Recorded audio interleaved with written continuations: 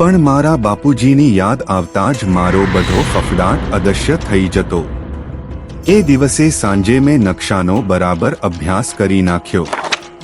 અચાનક કંઈક યાદ આવતા મેં નકશાની બીજી એક નકલ બનાવી લીધી અને એ નકલ મારી પાસે જ રાખી લીધી.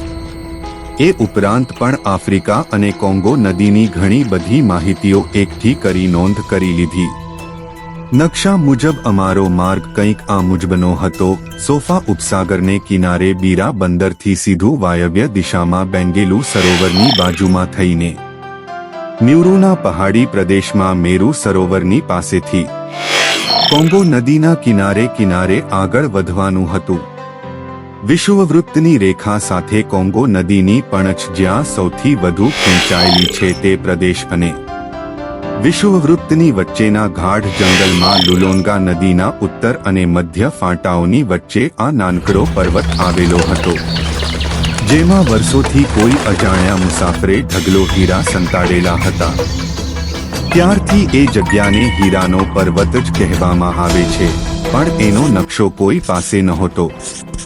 મારા બાપુજીને એ ક્યાંથી મળ્યો હશે? એવો સવાલ મારા મનમાં ઉઠ્યો, પણ એનો જવાબ તો મારા બાપુજી જ આપી શકે. નકશાની પાછળ ફક્ત આટલી નોંધ હતી: વિષુવવૃત્તની ઉત્તરે 1 અંશ ઉપ અક્ષાંશ અને 22 પૂર્વ રેખાંશ પર લુલોન્ગા નદીના ઉત્તર તેમજ મધ્ય ફાંટાની વચ્ચે રાતા ભૂખરા રંગનો 1000 ફૂટ ઊંચો પહાડ, જુદા તરી આવતા 400 ફૂટ જેટલા ઊંચા વૃક્ષોની વચ્ચેના ભાગમાં ઊંચો પથ્થર. ત્યાં સૌથી વધારે હીરા.